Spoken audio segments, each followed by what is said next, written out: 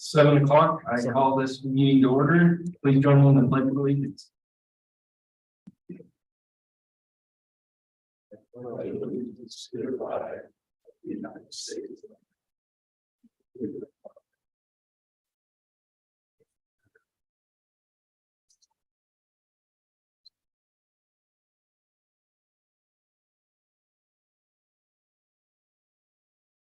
Okay, are there any adjustments or corrections to the?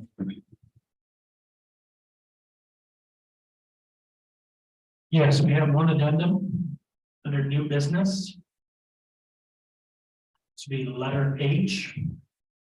Consider approval of agreement with the Goshen Police Department for a school resource officer to provide services to LaGrange Elementary and Southeast schools. The recommendation is to approve the intergovernmental agreement with the Torrington Police Department to provide a school resource officer to LaGrange Elementary and Southeast schools for up to 20 hours per week for the remainder of the 22-23 school year, with a 15% management surcharge for a total rate of $32.61 per hour. Mileage and reimbursement for the purchase of an Axon body worn camera in the amount of $2,700. This would be a general fund expenditure. Okay, thank you. Do I have a motion to adopt the agenda with that addendum? There's second. Second. Okay. Any discussion? All those in favor of adopting the agenda as presented with the addendum, please signify by saying aye. Aye. All those opposed? Any abstentions? Okay. Agenda passes. That brings us down to letter D, reorganization of the board. At this time, I need a motion to appoint Superintendent Kramer as Chairman Pro Tem, so we can elect our new board officers. Do I have a motion? Is there a second? Second. Any discussion? All those in favor of appointing Superintendent as Chairman Pro Tem, please signify by saying aye. Aye. All those opposed? Any abstentions? As Chairman Pro Tem, I open the floor to nominations for Goshen County School Board Chair. I'd like to nominate Max Sussex for Goshen County School Chair. Thank you. Thank you. Trustee Cushman. Trustee Sussex has been nominated for the position of board chair. Are you willing to accept this nomination? Yes. May I have a second motion to nominate Trustee Sussex to this position? I second. Thank you for that second. Are there any further nominations? Okay, move forward. Any discussion? All those in favor? Signify by saying aye. Aye. Those opposed, same sign. Motion carries. Turn it back over to me. Okay. Do I have anybody that wants to nominate a trustee or vice chairman? I would like to nominate Chris Alexander. Whoops. If I had it. Okay, Carlos was going first, so I'm just going to take his nomination Okay. and then, okay, Mr. Chair, I'd like to actually nominate Mr. Chairs for Vice Chair.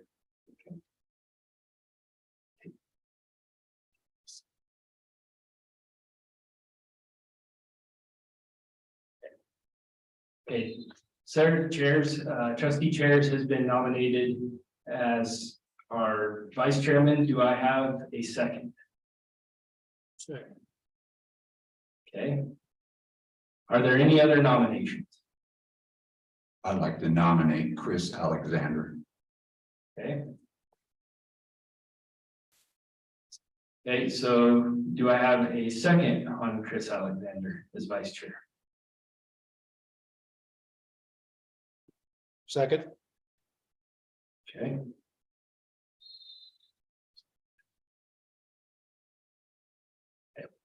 Are there any other nominations for vice chair? Okay, so now we will vote individually on our vice chair. So we'll start with trustee chairs. All those in favor as of trustee chairs as our vice chairman, please signify by saying aye. Aye. All those opposed? No. Okay, and actually, we'll do a hand vote on this. So that we can record it properly, so, I guess we'll start with Wade and work our way back this way. So, it's, right now, we're voting for whether or not, to make trustee chairs vice chairman of the school board. We'll start with you, Wade. You can indicate actually all of them just together. Oh. That's supposed to go with the roll call. Okay. But it's up to you if you'd like to go with roll call. Okay, so we'll continue with the roll call. Wade, No. Bob, No, Chris, No. Justin, No. Mr. Salcedo, Yes. Yes. Yes. Yes. I'm a yes. Okay, so with that, it's 5-4 and trustee chairs is our new vice chairman. Okay, so now moving down to clerk. Are there any nominations for clerk of the board?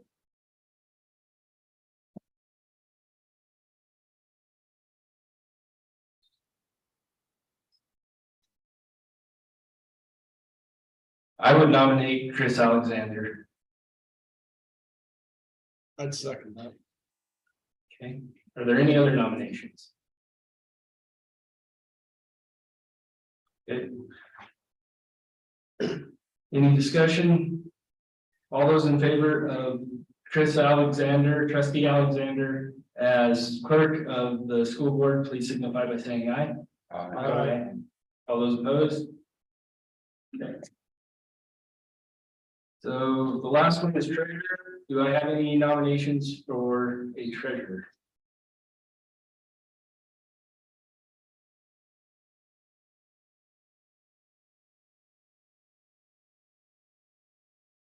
I'll nominate Bob Peterson. Okay, I have a nomination of Bob Peterson. Is there any other nominations? Okay, with that, all those in favor of Bob Peterson being our treasurer, please signify by saying aye. Aye. All those opposed? Okay, Bob Peterson's our treasurer. Okay. With all that out of the way, we'll move down to number 3, which is designate depositories for school district funds. The recommendation is to have all banks and lending institutions in the county be designated as depositories for school district funds. Do I have a motion? So moved. Is there a second? Second. Any discussion? Okay, all those in favor of making all banks and lending institutions in the county as depositories for school district funds, please signify by saying aye. Aye. All those opposed? Any abstentions? Item carries. The next item on our agenda is number 4, is setting our meeting day and time. The recommendation is to continue to hold our regular meetings on the second Tuesday of each month at 7 p.m. year round. Do I have a motion? I so moved. Is there a second? Second. Any discussion? Okay. All those in favor of continuing to hold our regular meetings on the second Tuesday of each month at 7 p.m., please signify by saying aye. Aye. All those opposed? Any abstentions? Okay. Number 5 is the board committees for 2023. And I get the joy of appointing these, so bear with me, everybody. And I'm gonna kind of work off of somewhat what we have had in place. And we'll kind of just work down through here. So letter A, the WSBA advocacy liaisons. I need 2 to represent Goshen County School District. So as of right now, Sarah is the only one. We change that to two. They're supposed to be. It was Carlos. He's one of the delegates. Okay, so now we need two instead of one. Okay. All right, so Sarah, would you like to continue in that role? Yes. Okay. And Carlos, would you like to be the second one for that role? In the liaison? Yeah. Sure. Okay.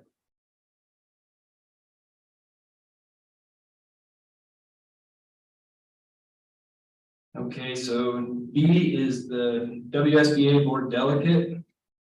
And I need one alternate to represent Goshen County School District. As of right now, Carlos is our delegate. And Matthew, you are the alternate.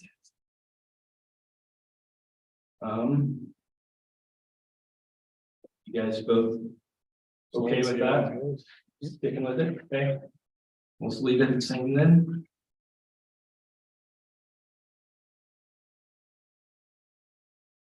Okay, letter C is Northeast Bosse's. At the new Bosse's at Gillette.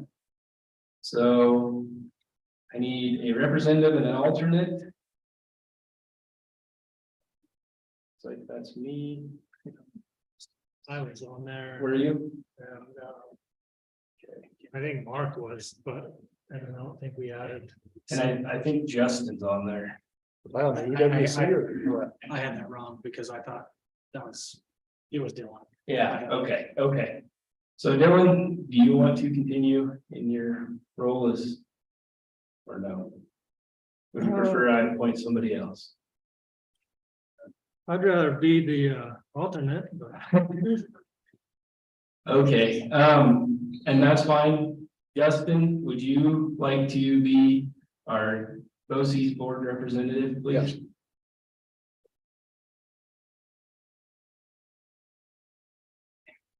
Yes. That one's weird because it's a super hard time for me. They do lots of, Sure. and it might switch now if someone else on their board gets on. Oh, and as we're going through these, there's some of these that do take a substantial amount of time, so, you know, that's something to keep in mind as I nominate you. If it doesn't work, then we need to make sure we have people that can attend and stuff, so. Okay, well, we'll move down to D, which is the Eastern Wyoming BOCES. And so I'm an alternate on that one. And I think this was the one that Justin was on. Would you like to continue? Sure. Okay, I'll be the alternate. Okay, so Mr. Chair, just for clarification, so on C, it's Justin for the representative and Dylan. Yes. Okay, Yep, I yep. missed that part. Yep.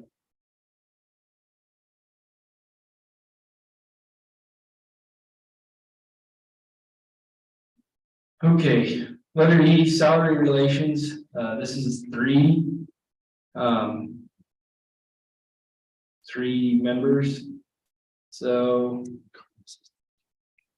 Yeah, Carlos is the only one that continued. So, Carlos, would you be willing to continue to be on salary relations? Okay.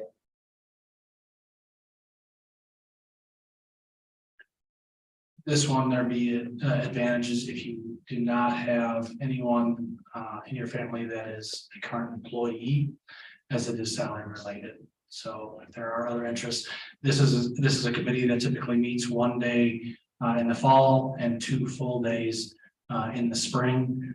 Usually it has a tendency the last couple of years to be on a weekday when it's been able to be organized. Yeah. Trustee Peterson, you. Yes, I would like to be on that board. Okay.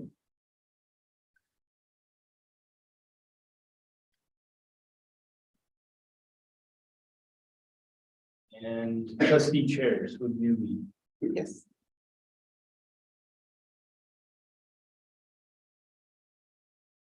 Okay. Letter F is the board building committee representatives. Currently, I'm on that one. Carlos is on that one. Taylor was on that. Justin, you're on it now. Okay. Because he took. Yeah, so my list here still has Taylor on it, so I apologize, but. That's my Okay. middle name. Yeah, okay, that works. Yeah, so. I would say, Carlos, are you willing to continue that, or Justin? Okay, and Wade, would you like to be on that? Sure. Okay.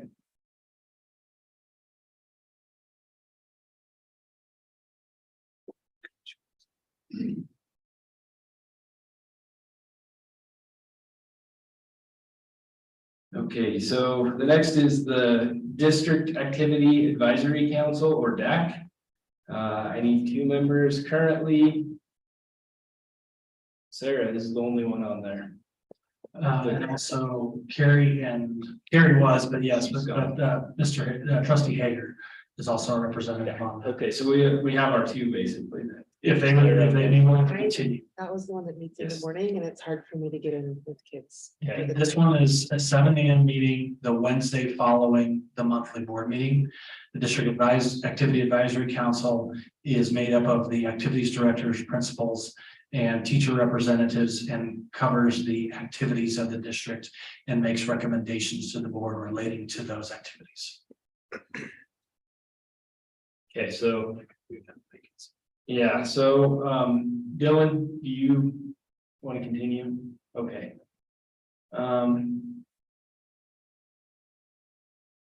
Let's see.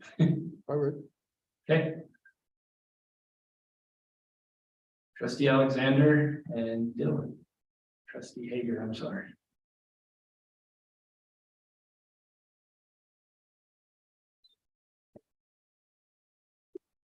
Okay, H is the district calendar committee.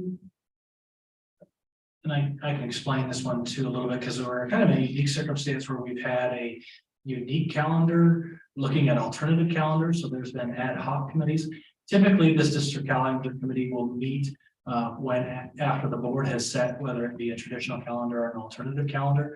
And that committee will actually go down and look day to day exactly when the start date, end date, when those vacations fall. And it's made up of teachers, board members, and administrators and parents on that committee relating to how that is, which is different than the alternative calendar committee.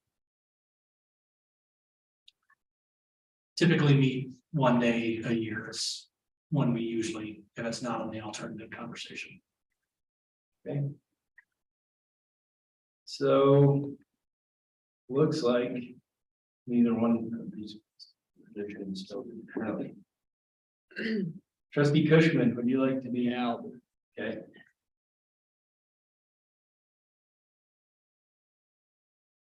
And trustee. Okay, we have a volunteer. That'll work. Okay, the district wellness committee.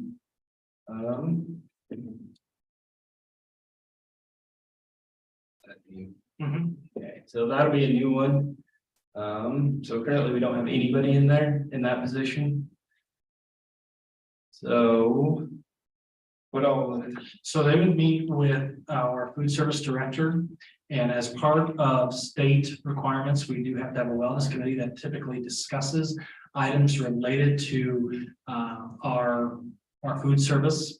And so it's mostly related to the overarching piece, not the direct menu building or anything like that, but it's goals and ways of things that we can improve the food service program in general. Typically, they meet 1 time a year. In recent months, they've met a little bit more to try to get some things situated. And this is one, as COVID went through, did not meet as regularly. And so we want to get this one a little bit more involvement than what we've had in the past. Okay. Do you have anybody that's interested? Okay. Trustee Alexander and trustee Phipps.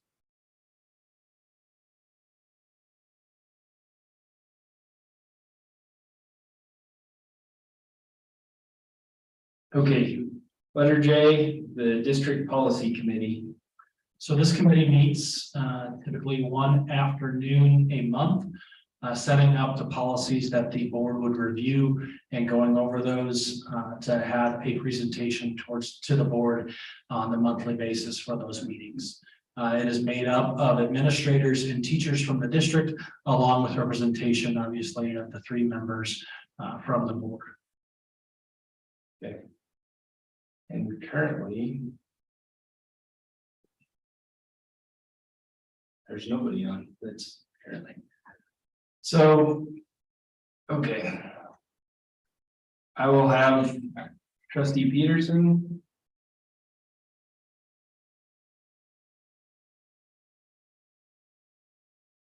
I will serve on this committee too.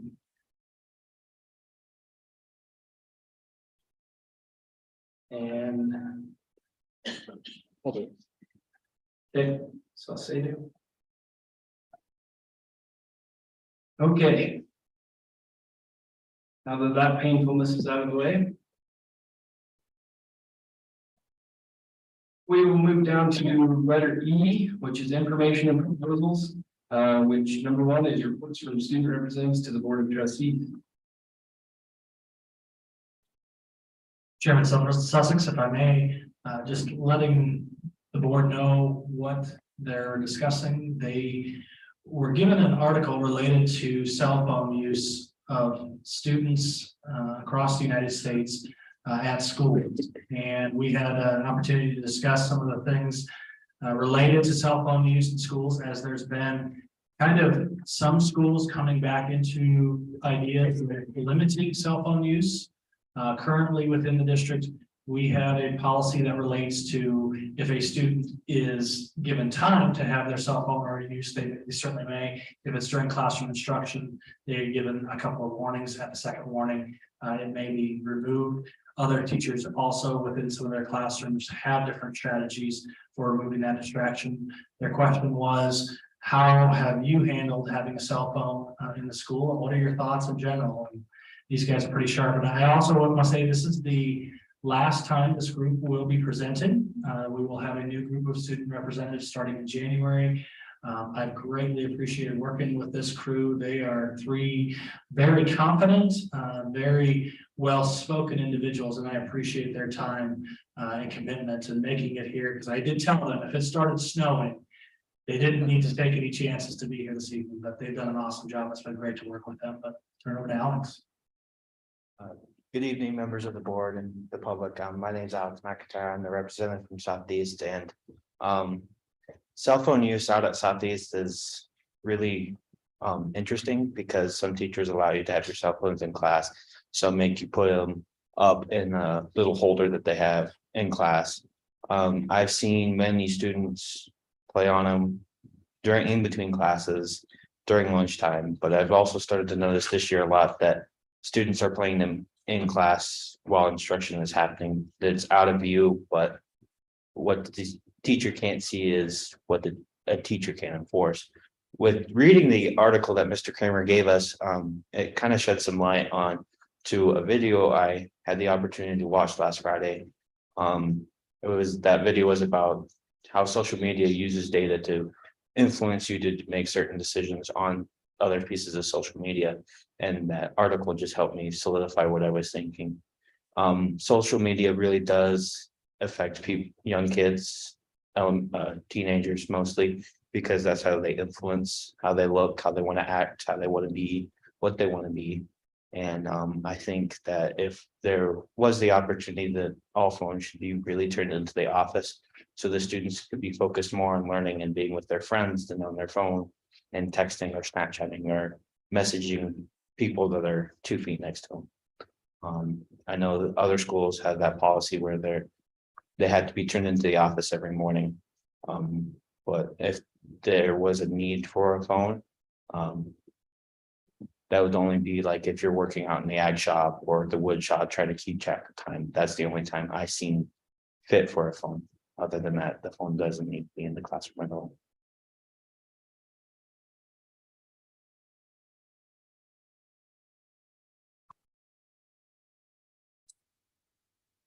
Good evening. My name is Clacy Groney, and I am the THS student rep. So I have a little bit of a different view than Alex on this subject. Everything this day is technology based, and especially on your phone. You can order Amazon from your phone or even a Walmart pickup. In the school setting, it is more efficient to access your phone rather than to get at your computer and wait for it to load up. And especially with some of the internet service, it isn't really the most effective use of time. Phones can be useful without being a distraction. Many teachers have us put reminders in our phones for tests and other assignments that we'll need to do throughout the year. Others let us use them as study tools when we're doing reviews on Kahoots. And it's also easier to access our grades on our phones. I have both Canvas and PowerSchool on my phones, so as soon as I get into the app, I can see my grades and make sure that they're current and up to date. And if I have any questions, it's easier to show the teacher on my phone, then get on my computer and log into PowerSchool. So I just find it easier. There are some students that will use it as a distraction. However, they do have to learn responsibility with that as they go out into the workforce. Not everyone's going to be able to use their phones at their jobs 24/7. So being able to have students learn that responsibility in the classroom is one way to get them ready for their next adventures in life.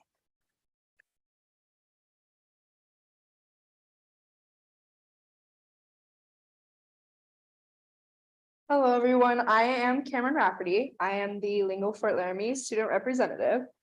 And the first thing that I thought of when I heard this topic was I heard one time that it's a proven fact that the stricter parents are, the more likely the kid is to sneak out of their house.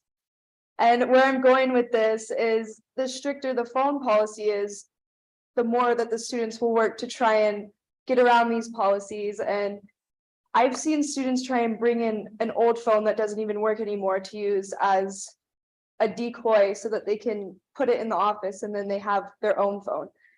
So what I'm saying is I think that this is more of a distraction than actually having the phone and trying to come up with all of these different ways to hide it than actually just keeping it in their pocket. I do think that it should be teacher discretion, as every classroom is different. You do something different in every single room. And also, in most professional environments, they are responsible for their own phone. They're expected to get their job done and nobody's taking their phone. So I think that if teachers leave them responsible to get their stuff done, then they should be expected to get it done no matter if they have their phone or not. I think the times are obviously evolving and things are not the same as they were a couple years ago. And I think phones are just going to be something that isn't going to go away and something that we're going to have to adapt to.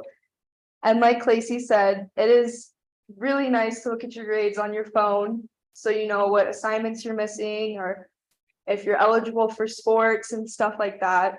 And another thing is, I know a lot of students that like to listen to music to get their work done, just to zone out, and that's the best way that they can focus is by listening to music. Thank you.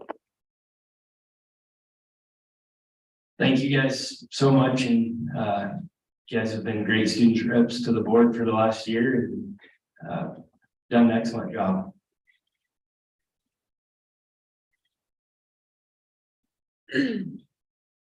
Okay, so number 2 is a report on the WSBA annual conference by Vice Chair Sarah Cherries. I was able to attend the WSBA conference before Thanksgiving in Casper, and I strongly recommend if anyone can make time to go do that. It is a fantastic experience. It is really wonderful to be around people that are going through the same things we are. Goshen County isn't going through brand new things. We're not experiencing problems that other districts aren't also facing. The first day I went to the pre-conference session, which was a new board member orientation. And it is really eye-opening to hear from, and it was the WSBA representatives talking about how to handle things as a board, how the board should operate, work with the superintendent, work throughout our district. I also was able to attend a few other sessions, one on supporting students for career in college, another on superintendent evaluations, which was nicely timed. And then also why messaging matters, which was a really excellent session. Casper has their own PR person that handles all the communication for the district. I think that would be a wonderful thing for Goshen County. But if we can just work towards better communication for our district, that would be a really good goal. Like I said, I really strongly recommend if you can make the time and make it happen to attend one of these conferences, it's really worth your time.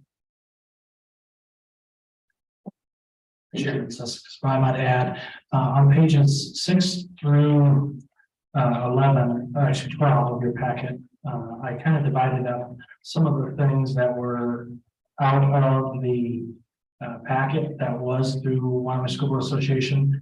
On page 13, you'll also find the 8 characteristics of effective school boards. This is something always good to review. On page 12, in that box, on page 12, you'll notice the point system.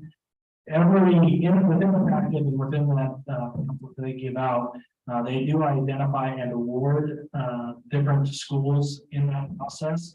On page 11, you'll notice where we stand as a district in relation to the awards. It's been a number of years since we've been given Standard of Excellence awards, and that comes from attending those trainings that they offer and also attending the conference. And it kind of gives a breakdown in there, so it kind of gives you some ideas on what it takes. This is an excellent conference. I appreciate the opportunity to network with board members from across the state, along with superintendents that attend. And as trustee chairs illustrated, it is good to hear some of the ways that either other districts have addressed concerns that we may have similarly, or ways of collectively understanding those. And some of the things that come out there, it's good to be on the front page and of some of those changes. And the keynotes were very good speakers, also very motivating in doing your position and conducting the work that has to be done as board members. So I appreciate trustee chair taking the time to go out there. I know your guys' schedules are extremely busy, but it is very meaningful time and well time spent. Okay, thank you. That takes us to letter F, which is the public forum portion of our meeting. Remember, there's a 5-minute time limit, and legal restrictions limit the amount of board comment and interaction during this portion of the meeting. We'll start. Well, our only one is Mr. Frank Ahern.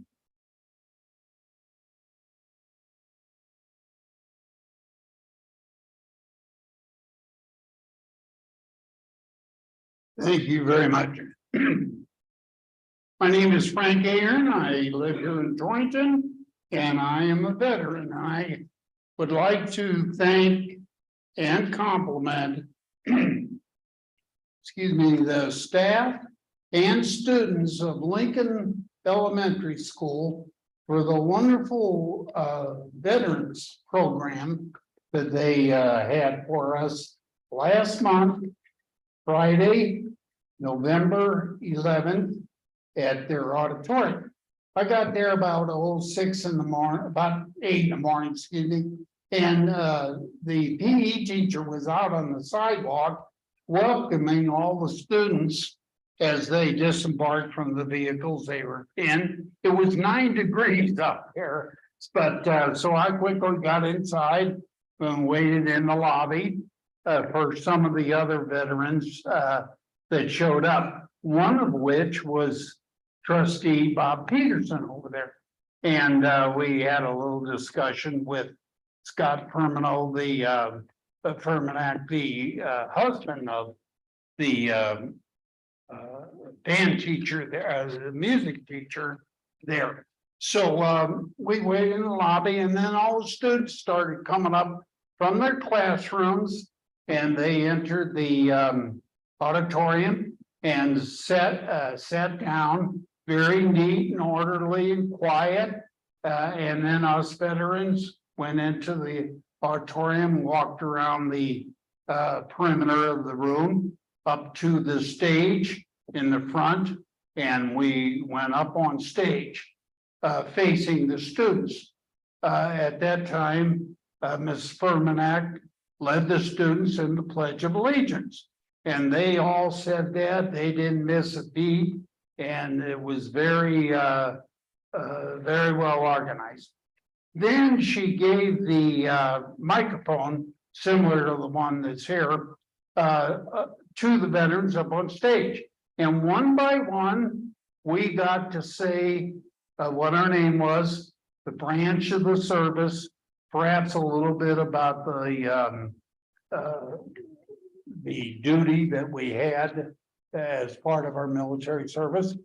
And the highlight, at least as far as I'm concerned, was when we got to say the name of the student who invited us there. You had to be invited to be there up on stage.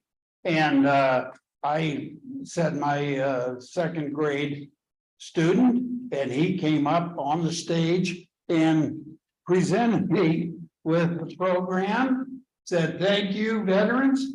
And inside was all of the signatures of his classmates.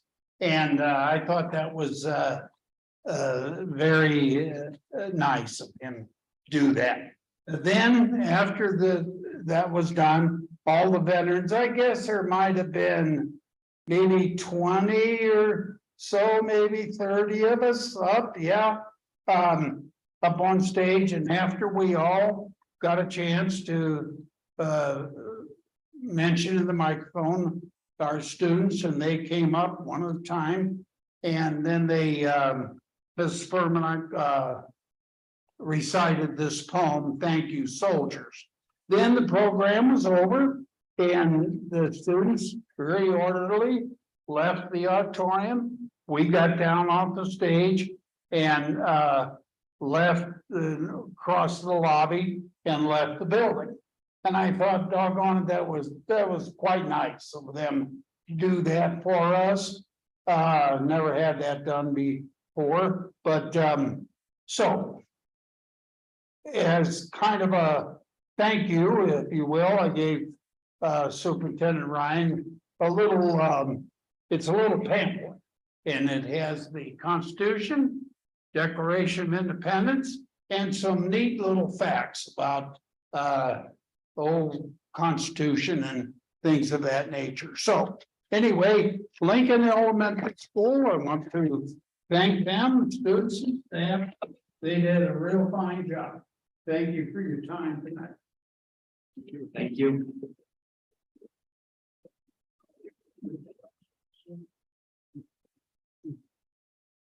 Okay, letter G is number 1, is the consent agenda. Are there any items on the consent agenda that any board members wish to pull? Mr. Chair, I'd like to pull letter G. Okay.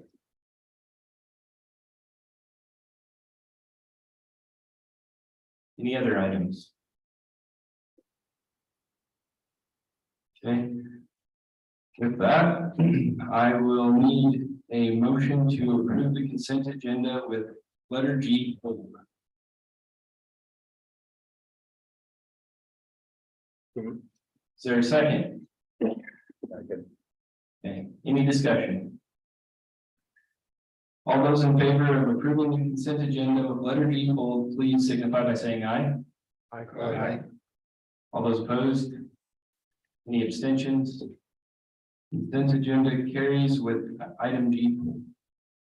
So that brings us to item G, which is approved amendment to current special education contract with St. Joseph's Children's Home for the addition of a one-to-one educational assistant for student number 2832 in the amount of $35,295 for a total amended contract not to exceed $78,576.36 through June 30th, 2023. This is funded through the general fund reimbursable special education. Do I have a motion? So moved. Is there a second? Second. Any discussion? Yeah, I just wanted to make sure that I pulled that, so my vote's going to be an abstention. So All those approving the amendment to the current special education contract for St. Joseph's Children's Home, please signify by saying aye. Aye. Aye. All those opposed? Any abstentions? Aye. Okay. Item carries. That brings us to old business. Letter A, consider approval of table item for a purchase exceeding $5,000 for the purchase of student and staff laptops. The recommendation is to approve the purchase of 270 student laptops and 70 staff laptops from the Microsoft Store in the total amount of $365,238.98, with $140,238.98 funded from SRQ and $225,000 from the general fund technology budget. Do I have a motion? So moved. Do I have a second? Second, Any discussion? I have a question. Yep. I was looking at the agenda from November. And that was on the agenda at that time. And the cost at that time, that was listed was $227,000, which was $817 per computer. And now with the new one with the 365, it has went up to $1,074 per computer. I was wondering on the difference on that. Marcy, would you please address that? Mr. Chair, trustee Alexander, the reason for this item being tabled was that there wasn't good information provided in the November packet. The dollar amount that was included in the November packet was not both student and staff. So that wasn't for the total amount of computers that the district is needing to purchase. A question on that, since they're fairly expensive laptops, are they like a Toughbook or something where they hold up better since they do go home with students and they don't always get the best of care? Brian, would you comment about the durability of the computers? Are they any different than what we currently have, or are we kind of with what we have? That is the setup. Are there any changes? No, there's no changes. We have moved to using the Microsoft laptop goes because they have a warranty that is 3 years, that is full damage on them. So if they get run over, if they break the screen off of them, if they smash them on the floor, they are replaced.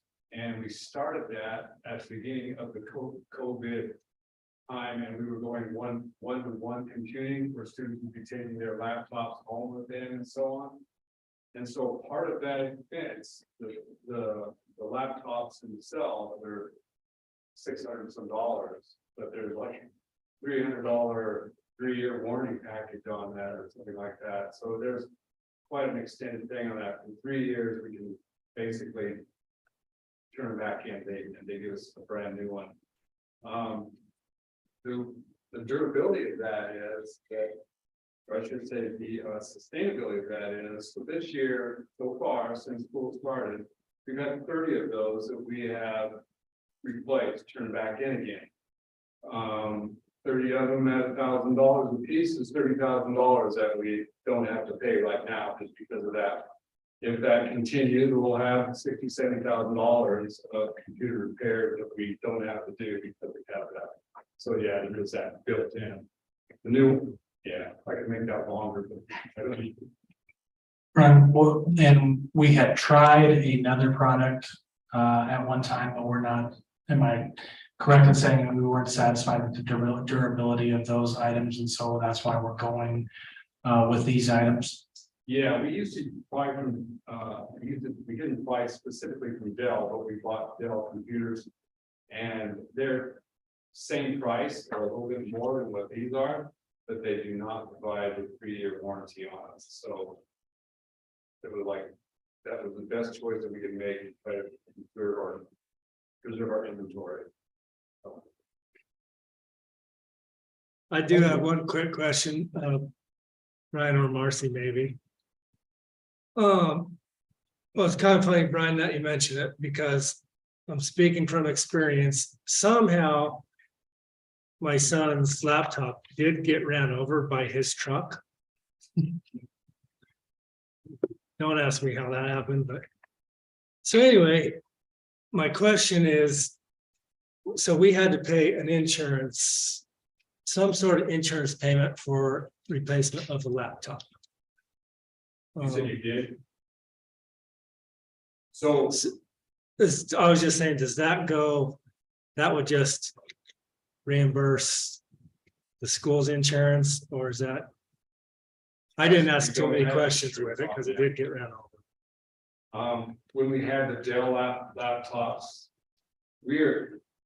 that might be something we need to discuss in the future as we begin to see how much these devices are costing us to replace and repair. We're still repairing Dell like crazy. We're buying screens and keyboards and motherboards, anything that we can for those. And so, and we've been keeping track of how much that is costing us since we've gone to the one-to-one computing.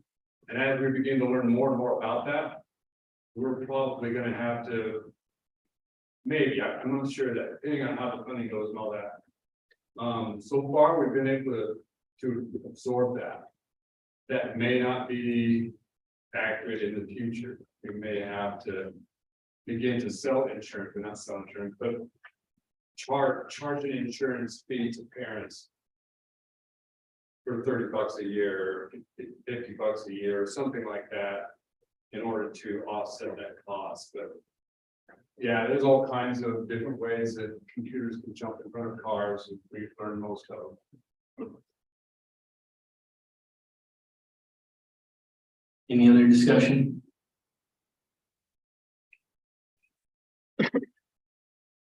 Okay, all those in favor of approving the purchase of student and staff laptops in the total amount of $365,238.98, please signify by saying aye. Aye. All those opposed? I want to abstain. Okay. Item carries. Letter B is consider approval of proposed revisions to district policy 4325, parental leave, as presented on second and final reading. The recommendation is to approve revisions to district policy 4325 as presented on second and final reading. Do I have a motion? So moved. There's a second. Second. Any discussion? Mr. Chairman, I'm just curious what brought this change on. Chair, if I may have our HR director actually reference that as she made the changes regarding the language documentation in that.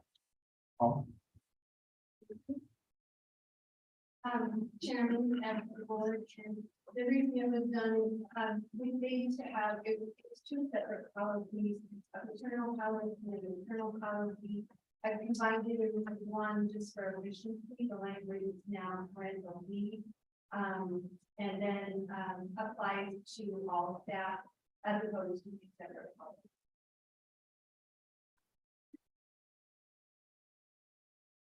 Any other discussion? Okay, all those in favor of approving proposed revisions to district policy 4325, parental leave, as presented on second and final reading, please signify by saying aye. Aye. All those opposed? Any abstentions?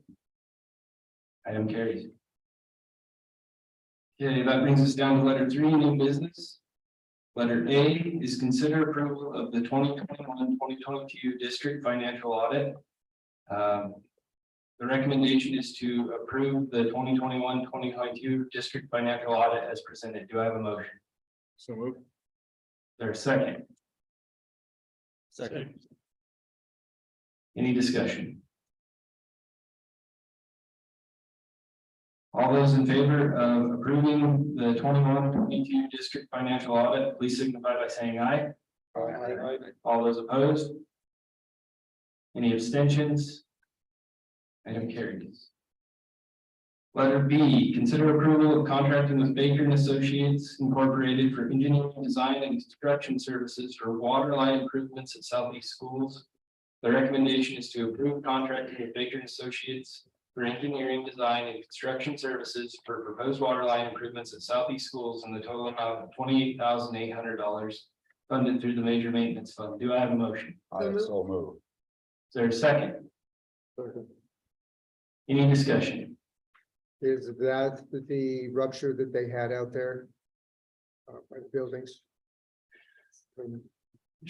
Trustee Alexander, this one actually would be the plan for improvements, the long-term improvements of the facility.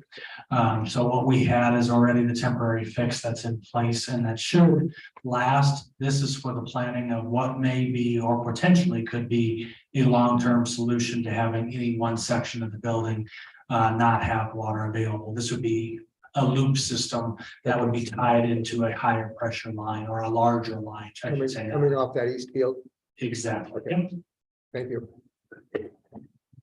Any other discussion?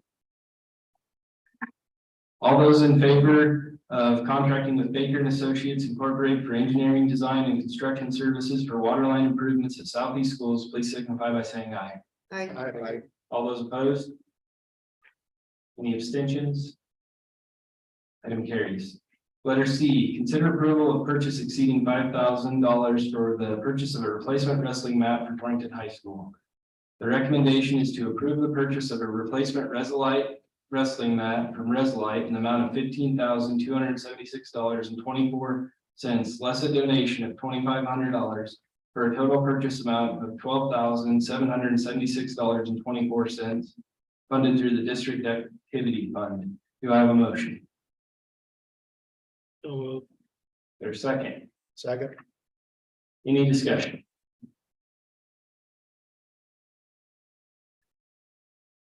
All those in favor of approving the purchase of a replacement Resolite wrestling mat in the amount of $12,776.24, please signify by saying aye. Aye. All those opposed? Any abstentions? Letter D, consider approval of purchase exceeding $5,000 for the purchase of mini robot equipment and software. The recommendation is to approve the purchase of robotics equipment, software, and support from Spiro in the total amount of $32,291.69, funded through Wyoming Trust Fund for Innovative Education Grant. Do I have a motion? So move. Is there a second? Second. Any discussion? Yes, Mr. Chairman. I'm looking at this $32,291 purchase. On the letter that it sent back, it said to whom it may concern. Unlike traditional toys, our robot software and modular mechanical kits allow us to create ever-evolving experiences, changing the way people play, learn, and explore. I guess my only question is here, what exactly is it? The two descriptions, one says golf. Let me look back here. It says city golf code and soccer space code. And the other one for $1,200 doesn't say. Just want a little clarification. What is it? Mr. Fuller or Mr. Foster, would one of you feel more comfortable answering that question? I can talk a little bit about those mats that you're referring to. Those are something that you put down that the robots are then used to code so that they move around on those mats according to the instructions the students give them in that code. And so that's part of the learning process of learning how to code robotics for students is that they look at the mat and they see the robot starts at one place and they want it to get it to another place. Can they code it to successfully do that? And the mat helps them do that. It lays out different kinds of things. For example, there might be a wall that they can't go through and they have to go around, or other things that they have to keep in mind as they do that coding. What classes would this be? So this would be part of integrating the new Wyoming computer science standards in any of our classrooms K through 12 that would like to participate in that. Okay. Any other discussion? Okay, all those in favor of approving the purchase of mini robot equipment and software from Spiro in the total amount of $32,291.69, please signify by saying aye. Aye. All those opposed? Aye. Any abstentions? Item carries. Letter E, consider approval of offering a hiring incentive for the position of Torrington High School principal. The recommendation is to approve offering a hiring incentive of $15,000 for the position of Torrington High School principal for the 23-24 school year, payable at the rate of $5,000 per year for the first 3 years. Do I have a motion? So moves. Is there a second? Second. Any discussion? Chairman Sussex. Chairman Sussex, if I may elaborate a little bit. The THS principal posting occurred on November 21st. In the past year, we did offer a $15,000 hiring incentive, which did have an effect on the pool. It was my hope, based on the possibility of a new year, that we might have a larger pool without having to utilize the incentive that was posted on November 21st. After that time period until now, we have not had a suitable pool. We have had a couple of applicants that we certainly will be able to review at the closing of that application time period, which was set to end later this week and will probably be extended through the month to give ample time for applicants. As like I referenced earlier, the last time we did offer the hiring incentive, it did seem to boost the applicant pool that we did have. If you remember, also in relation to the Torrington High School principal position, the first time we did offer the position, we felt very comfortable in the candidate that we hired. Unfortunately, due to some circumstances outside of the employment opportunity, the person who was offered to was unable to take the position, and we had to advertise a second time, which resulted in us deciding to go through it for an interim position rather than fill it with a full-time person.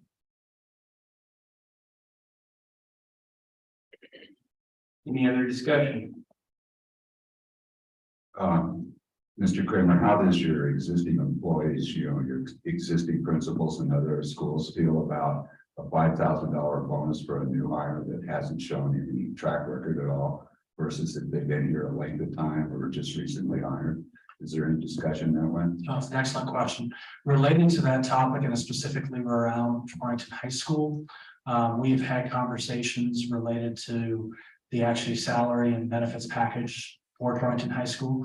Being the uniqueness of that position, there have been no staff members that would oppose offering an incentive to that position for the requirements set forth and what we're seeing with our current pool of applicants. Mr. Chair, my question would be, so we're talking about 5,000 per year for the first 3 years. Is there a stipulation as to if the person doesn't fulfill the 3 years? That there is.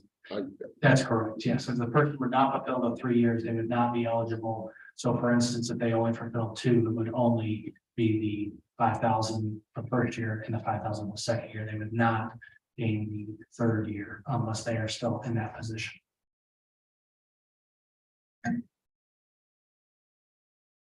Any other discussion? Okay. All those in favor of offering a hiring incentive for the position of Torrington High School principal in the amount of $15,000 for the position or for the 23-24 school year, and it's payable at a rate of $5,000 per year for the first 3 years, please signify by saying aye. Aye. All those opposed? Aye. Any abstentions? Item carries. Okay, letter F. Consider approval of scheduling 2 future public input hearings for a proposed extended year alternative calendar for the 23-24 school year as required per Wyoming Department of Education. The recommendation is to approve scheduling 2 public hearings regarding a proposed extended year calendar for the 23-24 school year in January and February of 23 to allow for possible submission of an alternative calendar. Do I have a motion? So moved. Is there a second? Second. Any discussion? Chair, if I may kind of elaborate, that this is just a motion and action related to having the public hearings. This is not an acceptance of any alternative calendar. That vote will take place in February. This would be to hear more information related to alternative calendars and give the opportunity for the community to provide input related to those subjects. This would be the case for letter F and for letter G in relation to that. You haven't given examples of this. There are and have been committees conducted that have had and tried to answer some of the questions that have been presented. If any trustees who have attended those meetings would like to provide any information related to that, or the two of the administrators who have regularly attended those committee meetings are also here in attendance. Also, our HR director who's attended, Holly Laura, would be glad to speak to any of those questions too that you may have to the extended calendars. We also know there are still certainly questions to be answered that would be submitted during those public forum times that we would look forward to hearing from also. I just want to reiterate that we're voting on just having this public forums to further explore it. Whichever way we go, we're not determining that tonight, but just want to reiterate that. So. Well, for item F and G, will they be essentially on the same night, I assume, or? That would be correct. If there would be a desire to narrow the scope currently this evening from, if there is no interest on a 4-day, but there is an alternative, it would allow us to fine tune that scope. But that isn't necessarily a requirement. We did feel that they are two different things. And so to have that discussion, but they would be on the same evenings. Yeah, if I may, you were talking about public forum, but actually these are public hearings, correct? Correct. Thank you for correcting that, Trustee Peterson. When we have those, I really would like to make sure that they have no conflict with any other school functions, because it happens often many times. And so the parents and the community is able to attend. We like to make sure there's no conflict in any of those meetings. Any other discussion? I would just like to say a real quick thank you for that committee. They've put a lot of work and time into researching these alternative calendars and the effect it would have on our staff and students and community members. This isn't just a whim. There's been a lot of work and time put into these, and I would really like to see the discussion carried forward. Okay.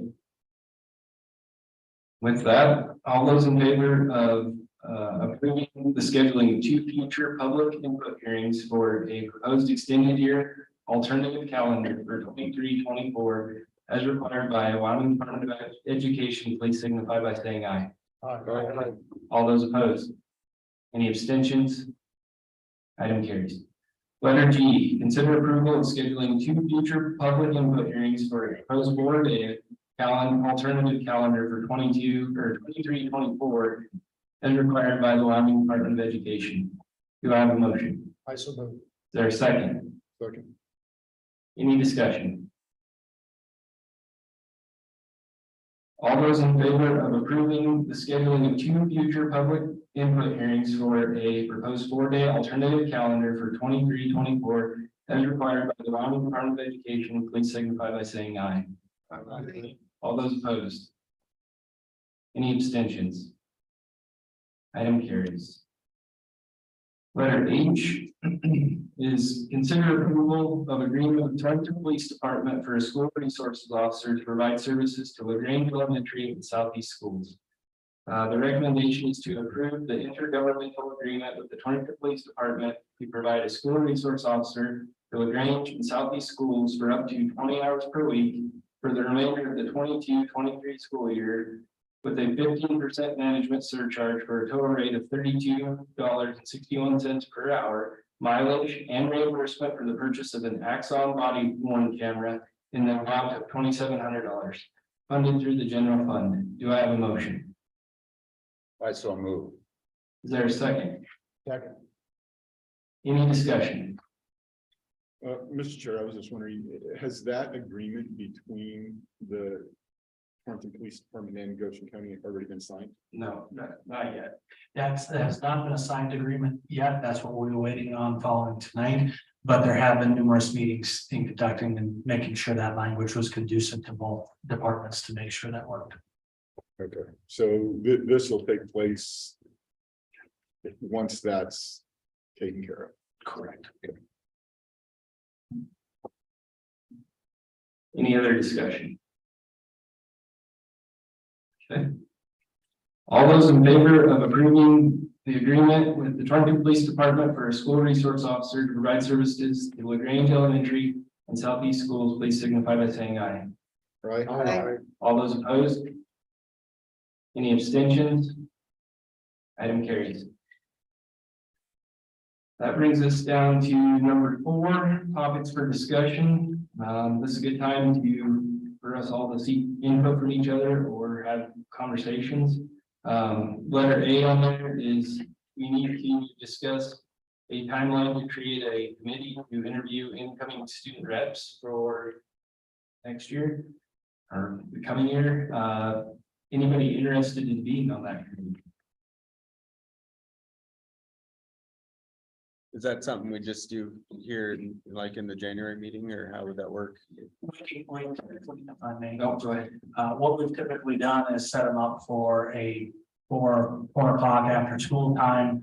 And then kind of right now, we currently have 3 applicants for Lingo Fort Laramie, 1 from Southeast and 1 from Platte River School. We're currently still waiting to see if we can get a student representative for Torrington High School. In those situations, they typically last 15 to 30 minutes.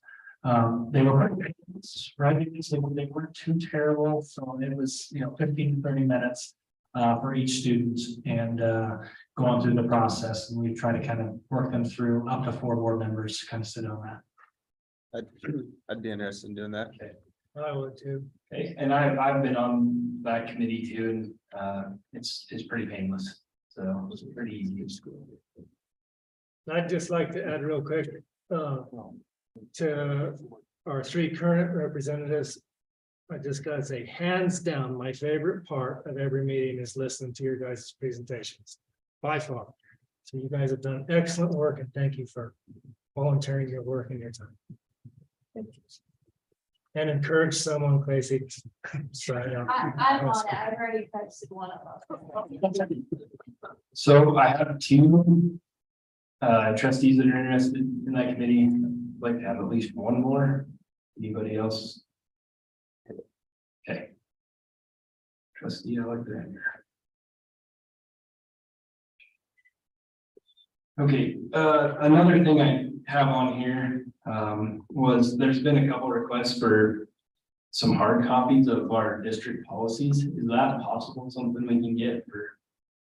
I referenced that to our new board members too, that we can put together a packet if that's preferable. One of the things to remember that you would be having to stay up to the policies and things when we go through changes. So all the ones online are updated, but if you hold on to a paper one, always remember, make sure to take it out of the current packet and put it into the portfolio. But if there is a request for paper versions, please just let myself or Lorraine know, and we can get you set up with one of those. I will just, what's that? And Marcy has 2, and I can, let me just quick go for those. And it just helps to, because not everyone. Oh, Mr. Chair, I guess I'm not following. Maybe I missed something. I guess I wasn't following. I didn't follow that. For us to get a paper copy of policies that we're reviewing? No, they just a request of just the district policies on like a hard copy of the district policy. Yeah. Yeah. Okay. So every member get it? I mean, only if you would want to request one. It is something that you feel makes it easier for you to review, but I'm gonna go quick and share if there is any question here on how to access this. when you go to the school website.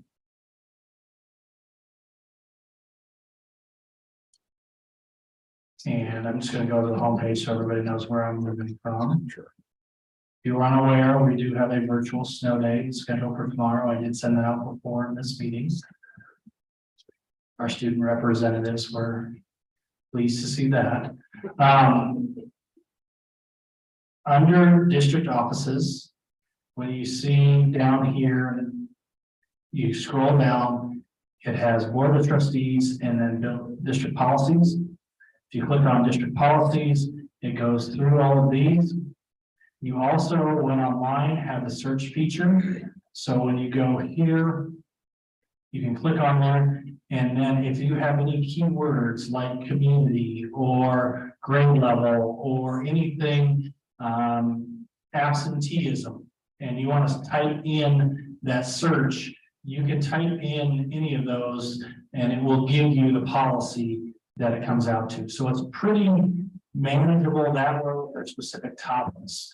Also here on the left side, you can see our different sections that we have highlighted. And it's pretty user friendly when you get there, but I understand too that sometimes the computer version for some may be a little bit more challenging, and if they prefer the paper copy, it will take us some time to run all of those, but we can accomplish that task if that's what you prefer, and you can just email myself or Lorraine. Okay, how many pages is that? You don't want to know. Mine's split between two huge binders. I have like a master copy. And as we update them, I update them on there. Like Ryan, if you click on the 1,000, like Yep. with the drop down arrow on the bridge. Thank you for your That's where you see everything in that section. That's where they have. For that section. I would just add, saying basically what Mr. Kramer just said, we change policies quite frequently and update policies quite frequently, so just make sure that you're updating them as you go along, because otherwise you will have the incorrect information. So anything else anybody wants to discuss? Yes, Mr. Chairman, I'd like to make a motion in next month's agenda. I move to remove the current standards-based grading system at Goshen County School District starting on June 20th, 2023, replacing it with percentage-based grading, Carnegie, where homework, quizzes, papers, assignments, projects, and tests all account towards an accumulative grade effective for the 2023-2024 school year and beyond. May I make a point of clarification for everybody? Thank you for speaking to that. One of the things within regards to topics for discussion, there is no requirement to make motions. You can suggest to the board chair or board vice chair in relation to how the agenda should be built. One of the other pieces of information that will be important in relation to any changes is that any suggested changes that might be going through with an action item might also require future work within policy development in relation to some of those, just for informational purposes. So there's not necessarily a need to have that, but if you want to have further conversation with Chairman Sussex or Vice Chair chairs in regards to building that agenda, I'm sure they're open to adding that to the agenda for the January board meeting. Yeah, sounds good. I thought that. No, we can absolutely look at putting that on the agenda for January. Thank you very much. Any other discussion? Okay. With that, we'll move down to letter H, future meetings. Number one, the next regular board meeting will be Tuesday, January 10th, 2023 at 7 p.m. The WSBA will be offering the Winter Board Development Workshop on Saturday, January 28th at the Casper and Coda. Let Lorraine know if you would like to attend. Number three, the 2023 Annual Legislative Forum hosted by WSBA and WASA will be in Little America, or be at Little America in Cheyenne on February 5th and 6th. 2023, and number 4 is discuss and schedule a January work session for board member training with WSBA. Mr. Chair, if I may, I reached out to, Mr. Kessler, thank you, Ron. Give me the Ron Kessler to find us some dates. He has not responded to my email inquiry. Once we get some dates for January for a work session, we will throw those out to board members and see where we can actually have the most board members be able to attend that evening for that work session, for that training. Excellent. And with that, we'll move down to letter I, the superintendent's report. Okay. I'll stop sharing this item. Go to.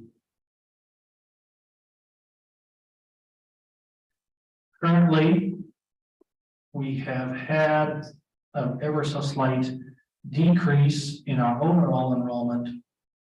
Get a little bit bigger. When we look at average daily membership, and so this is the piece that we are funded on. I know former board members have heard me talk about this, but I want to also explain for newer board members what this is our funding stream. This is what we are funded on, is average daily membership. So every day, every period a student is present, they are counted. You'll notice that there are decimals and wondering, well, how is a student divided into 0.39?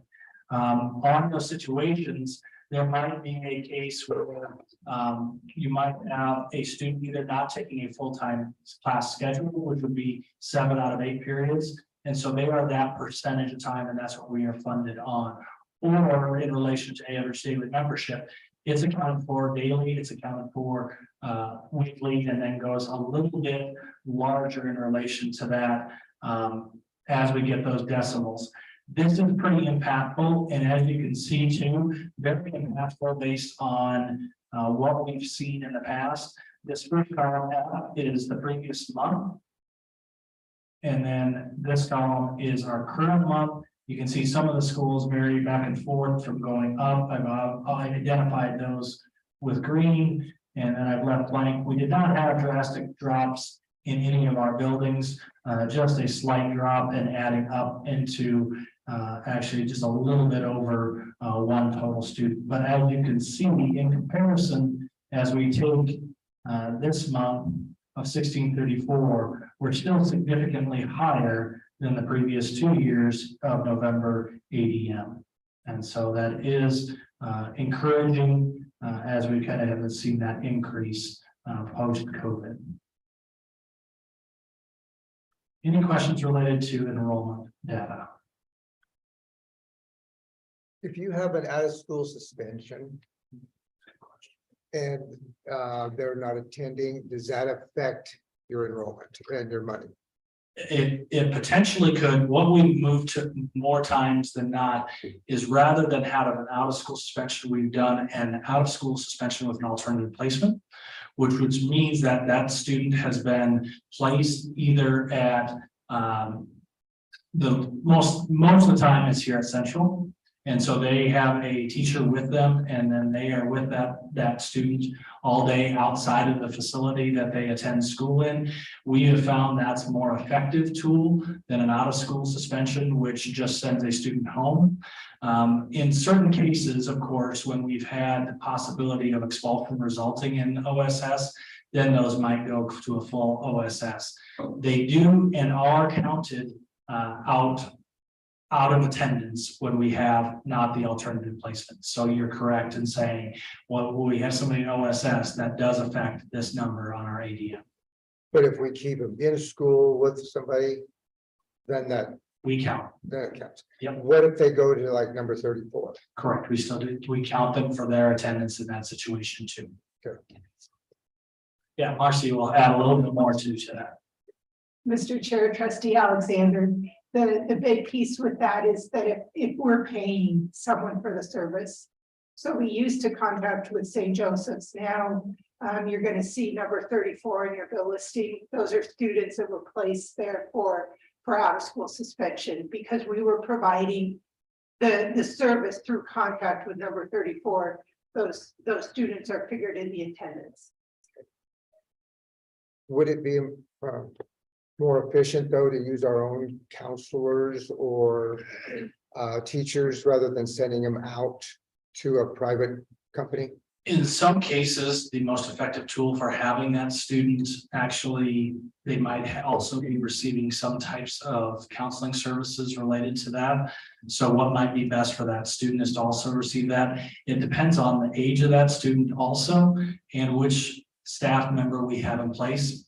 I would, in many cases, if we have a trained professional utilizing time to spend with a student, that would be impactful. I would always err on that. Most of our schools are not able to allocate a full-time staff member to coming over here. In some cases, it's typically a substitute. In a substitute situation, they do have a certification, but not necessarily trained in mental health and helping that student counsel to be in a better situation and making better choices that next time. So it's kind of student dependent on making that determination as to whether it might be served best here or at 34. Okay. Good questions.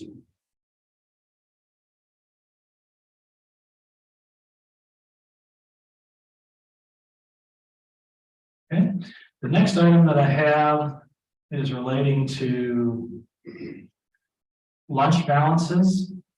And the data that we have gathered relating to that, if you'll remember, in previous 2 years, because of the funding that was provided, our school lunch program did not have charges for school lunch. So what I did, and I'm gonna make that a little bit bigger. So as you can see here, so this is this current year, 2022. What I did was, this is the total for each building in regards to unpaid student lunch balances. You can see it goes from largest to the least at Trail. You can see our total for the district unpaid lunch balances is 5,581. I also outlined how much in each area we had. So as you can see, 40% of the unpaid lunch balances from Lingo are less than $25. And then you can also go into the highest number of students. We have 50 students with unpaid lunch balances, which is 17% of the student body has unpaid lunch balances in that building. As you can see, there's differences from each building and the amount. What is very interesting that I found in this is the time period in which we had to compare. Of course, like I referenced, we couldn't compare the last 2 years because we didn't have a charge. So we had to go back to 2019. And when we go back to 2019, there is less total for the district. But you'll notice there are significantly more students with unpaid lunch balances. So what we see is we've had a smaller number of students, but with a higher lunch balance that they're carrying. It's not as drastically different as I thought. I was concerned as we started the school year, as I'm sure many of us were, that we were going to have a very significant unpaid lunch balance. This is something we are working on at the state level in regard to some legislation to assist schools, because typically what we see, this is sometimes, as I've heard, this is our higher point for many of our unpaid lunch balances, and sometimes it goes down actually as the year, that this seems to be the hardest time of year for many families in regards to unpaid lunch balances. As we progress through the school year, through attendance and those type of things, we're able to mitigate those. I didn't complete back in 2018 that difference for all the way out and to illustrate that. But again, you can see in 2018, we actually had more students with unpaid lunch debt. But we had about $1,000 less. So it's almost incremental in what we're seeing. Was 2018, we had $1,000 more at that time. And then as from 2019 to 2022, we've had pretty close to that same. From 2018 to 2019, I would not say there were the same type of economic challenges that we had, but we did see an increase. I think a lot of it is tied to the relationships that we have established at the schools and trying to help families out. But I don't necessarily believe there's anything dramatic that is cause for anything that we have to do specifically related to our district. But I think it is important that we look at the state level legislatively on what we can do to accomplish and help the systems that are in place. Because I think there are some safety nets that we have in place right now that are assisting most families. The biggest safety net that we know of is the free and reduced lunch program. That's another piece on the national level that I think the board should advocate strongly for. And if you have an interest in contacting our representation at the national level, I think those income levels need to be adjusted, especially based on recent inflationary dollars, as people have had increases in their wage to match inflation. The likelihood of being able to meet the income levels of the requirement have declined. So it is harder, in my opinion, to meet those requirements, and we should have a higher percentage of our student body meeting the need or actually being eligible for free reduced lunch.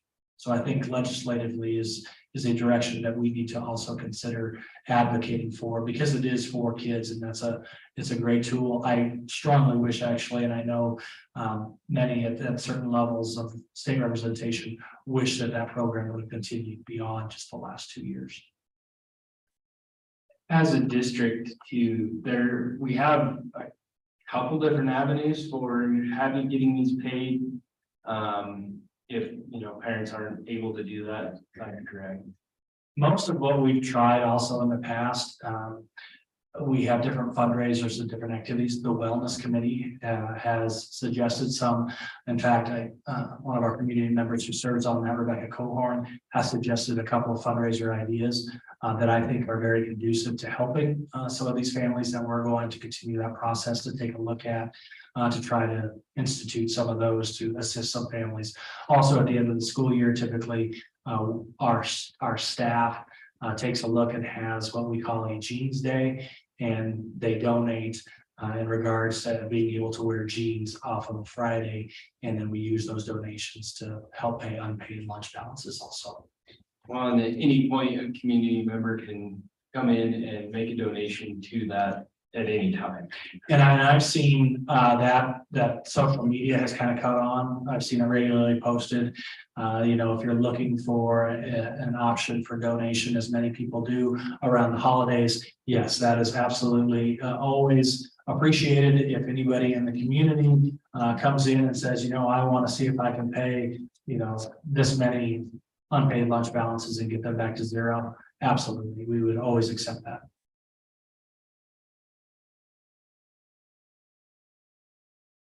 Any questions related to unpaid lunch balances? I'm going to provide a update on central office. So we recently had a resignation of Kim Flock, our assistant business manager, and as I referenced during the report, Marcy's work on our budget. Kim served the district extremely well. We miss her in that position, and she moved on to another opportunity for herself and her family. But what we decided after going through the process of posting that position, that we would conduct some movement within the structure of central office to cover the responsibilities of that. So Kim Cothra, who was primarily involved in other projects from federal funds for federal grants, and other various projects underneath the curriculum director, and so the curriculum director as the secretary moved into the position more aligned with some of the business manager pieces or under Marcy in reflection for some of the data entry that she was fully capable of. And then what we did then was took some of Cothra's position items and moved them and spread them around central office. So this has allowed us also to align some of our projects. As we hired the HR director, this was a design that we had thought of. As we had some attrition in central office, there was always the possibility of better aligning some of the things that fit under payroll, HR, business manager, because as we kind of have progressed over the years and had different cuts at different times, things have gotten moved. And so we're kind of in the alignment phase of getting things better aligned to what that department may be. I appreciate the work of all of our central office employees because this was from the department from tech, picked up some items that they had not previously been responsible. Our Office of Special Services have picked up some things. Lorraine has picked up some various duties and such. And so it's been a very team-oriented atmosphere conducting this change. And we've identified those things. And what I will be sending out to staff then is who they should identify for what they previously may have contacted Kim Cothra for. There might be other individuals that are in charge of that job right now. Then on my last item, I wanted to share also in relation to the update on the previous community forums and future work sessions. So share again.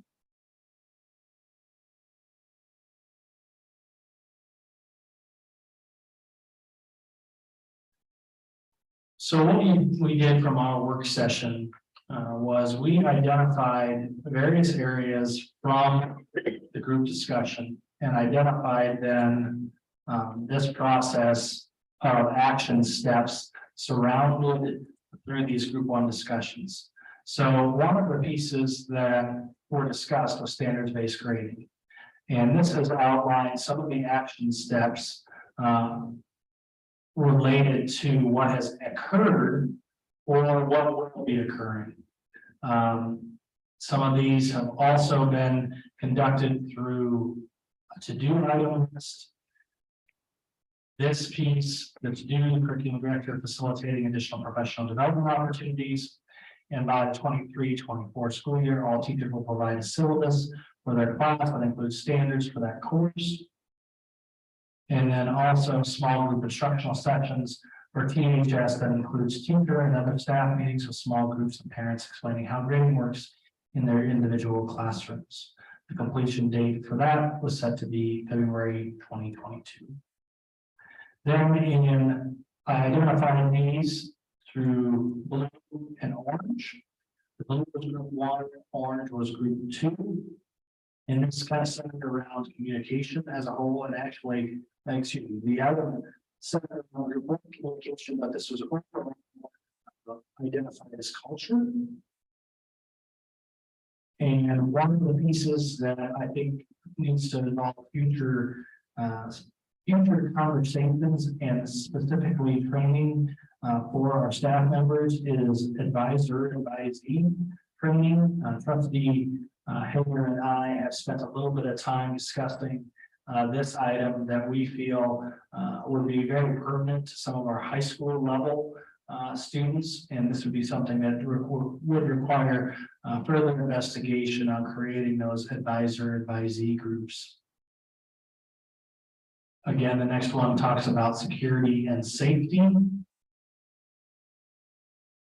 Action steps where we have added additional SRO and also in the discussion that was had earlier relating to SRO in Yoder and LaGrange with estimated costs. To do this, that still needs some work is exploring the option of staff members to go through conceal and carry training and other trainings in relation to the conversation that was had at the work session. The next item then, mental health supports. You can see the action steps and what has been taken place. To-do list would look at work with salary relations to answer questions related to the current model of compensation for teachers. This would also work with board members to meet with legislators regarding current facilities assessments and how it adequately represents the needed space for specific CTE courses. And then also look in more depth on the Grow Your Own program that has started in the state. Group 2, this was identified as communication. This is where we will continue those roundtables. And it was discussed in January and possibly February and possibly in the fall.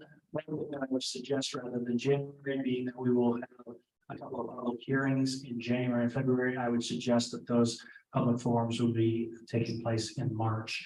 There should be some time frame in there where we actually get out of the wrestling basketball and before we start that track that we can hopefully work cooperatively to have some time there.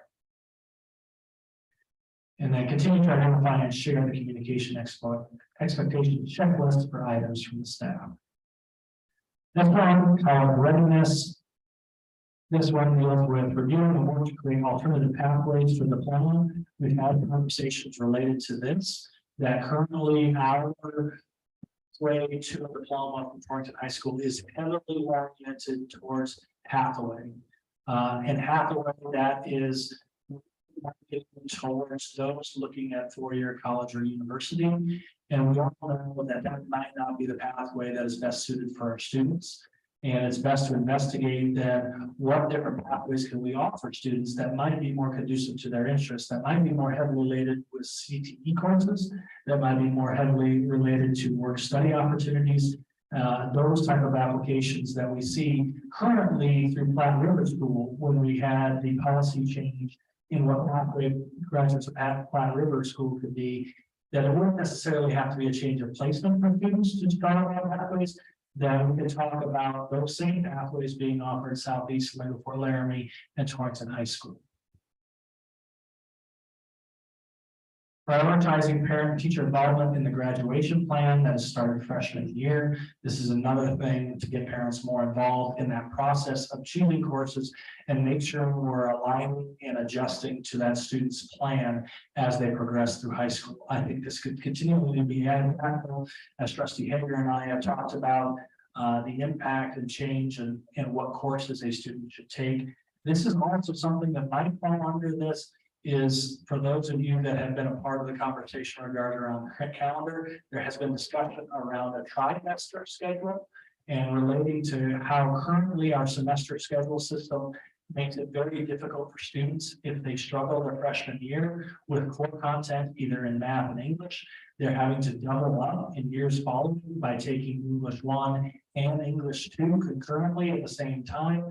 And that's not really conducive to the best learning environment, keeping those students on track. That if we were to look at a trimester schedule, there would be opportunities that would be built into that schedule where a student wouldn't have to take them concurrently, but would have another opportunity to reach that passing grade under a trimester schedule. And that trimester schedule, that can be done on a 4 or 5 day. Right? 4 or 5 day, exactly. And that's why it wasn't an action item this evening, is because that actually can be separate from any alternative calendar because it doesn't have to take part in a public hearing. That can be motioned from the board in a regular session with further discussion. And that will also come either in February, depending upon the timeline, or March, depending upon what direction we want to go with that. Providing feedback to Counselor Fleo referencing career fairs and timing of those items earlier in junior high. Then according to the lunch program that I kind of spoke to a little bit, research if the district can be self-funded with things like team donations, see what the school lunch program can look like. This is something that already has started somewhere and needs further investigation. Explore the creation of a foundation to support unpaid lunch balances. This was also one of the suggestions that has come forth from the wellness program and will continue to be looked at. So those are the next steps for those items relating to them. I will find a way to kind of put those a little bit more out there for the public and for board members to have these at their fingertips and to be able to reference those. Also in conjunction with some of the work, I think this will be a good tool to utilize as we look towards the updating of our vision, mission, and strategic plan. That's everything that I had in my session. Anything else come before the board today? With that, we're adjourned.